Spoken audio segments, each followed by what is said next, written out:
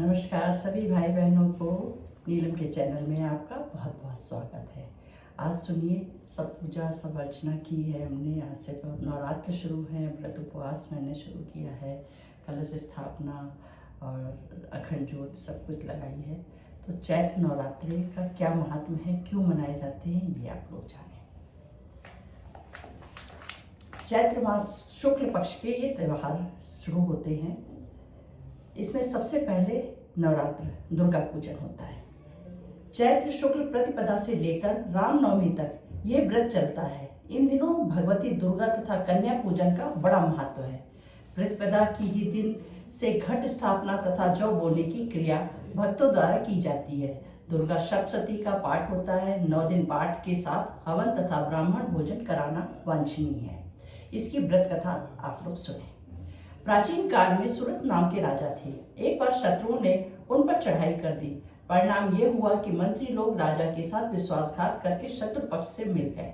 इस प्रकार राजा की पराजय हुई। वे दुखी तथा निराश होकर तपस्वी वेश में वन में निवास करने लगे।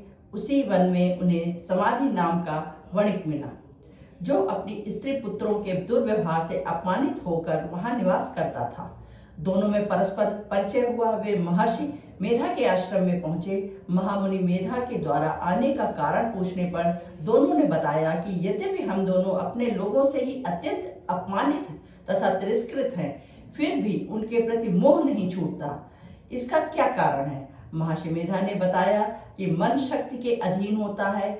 आदि शक्ति भगवती के 2 रूप है, विद्या और अविद्या। प्रथम ज्ञान स्वरूप है तथा दूसरी अज्ञान स्वरूपा। अविद्या के आदि कारण रूप में उपासना करते हैं। उन्हें वे विद्या स्वरूपा प्राप्त होकर मोक्ष प्रदान करती हैं। राजा सुरथ ने पूछा, देवी कौन है, उनका जन्म कैसे हुआ? महामुनि बोले, राजन, आप जिस देवी के विषय में प्रश्न कर रहे हैं वह नित्य स्वरूपा तथा विश्वव्यापिनी है। उसके आविर्भाव के कई प्रकार हैं। कल्पांत के समय महाप्रलय होती है। उसी समय जब विष्णु भगवान क्षीर सागर में अत्यंत अनंत शैया पर शयन करते हैं, तभी उनके दोनों कर्ण कोरों से 2 दैत्य मधु तथा कैटभ उत्पन्न हुए। धरती पर चरण रखते ही वे दोनों विष्णु की नाभि कमल से उत्पन्न होने वाले ब्रह्मा को मारने दौड़े। उनके इस भयानक रूप को देखकर ब्रह्मा जी ने अनुमान लगाया कि विष्णु के सिवा मेरी कोई शरण नहीं, किंतु भगवान इस अवसर पर सो रहे थे। तब विष्णु भगवान को जगाने हेतु उनके नैनों में निवास करने वाली योग निद्रा का स्वप्न किया। परिणामतः तमोगुण अधिष्ठात्री देवी विष्णु भगवान के नेत्र, नासिका, मुख तथा हृदय से होकर निश्रित होकर अपराधक के सामने खड़ी हो गई। योग निद्रा के निकलते ही भगवान विष्णु जाग उठे। भगवान विष्णु तथा उन राक्षसों में 5000 वर्षों तक युद्ध हुआ। अंत में वे दोनों भगवान विष्णु द्वारा मारे गए। ऋषि बोले, अब ब्रह्मा जी की स्तुति से उत्पन्न महामाया देवी की वीरता सुनो। एक बार देवताओं के स्वामी इंद्र तथा दैत्यों के स्वामी महिषासुर में 100 वर्षों तक घनघोर संग्राम हुआ। इस युद्ध में देवराज इंद्र की पराजय हुई तथा महिषासुर इंद्रलोक का राजा बन बैठा।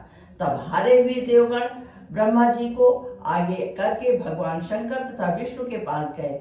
देवताओं की इस निराशापूर्ण वाणी को सुनकर विष्णु तथा शंकर को महान क्रोध आया। भगवान विष्णु के मुख तथा ब्रह्मा, शिव, इंद्र आदि के शरीर से एक पंजीभूत तेज निकला, जिससे दिशाएं जलने लगी। अंत में यही तेज एक देवी के रूप में परिणित हो गया। देवी से सभी देवताओं से आयुध, शक्ति तथा आभूषण प्राप्त कर उच्च स्तर से अट्टहास युक्त गगनभेदी गर्जना की, जिससे पृथ्वी पर्वत आदि डोलने लगे तथा संसार में हलचल मच गई। क्रोधित महिषासुर दैत्य सेना का व्यूह बनाकर इस सिंहनाद की ओर दौड़ा। उसने देखा कि देवी की प्रभा में तीनों अंकित है। महिषासुर अपना समस्त बल, छल, धर्म लगाकर भी हार गया, परंतु देवी के सामने उसकी एक न चली।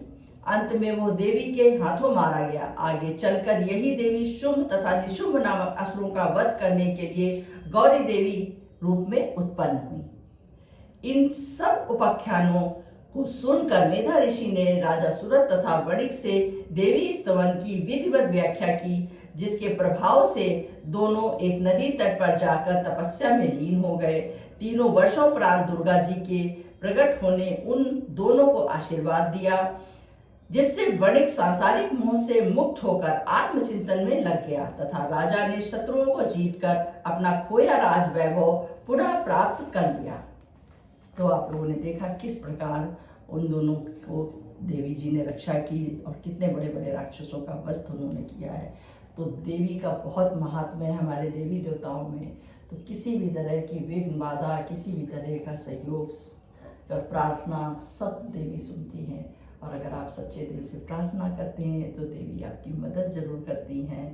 तो आप लोग भी बहुत अच्छे से ये नवरात्र करिए, पूरे नवरात्र एंजॉय करिए और भगवान और देवी जी आप लोगों को खूब आशीर्वाद दें। आपका नवरात्र बहुत शुभ हो। अब हम आपको फिर मिलेंगे अष्टमी और नवमी में। तब तक कि आप लोग अपना ध्यान रखें, स्वस्थ सुखी व प्रसन्न रहें। जय दुर्गा माँ की जय, माता दी।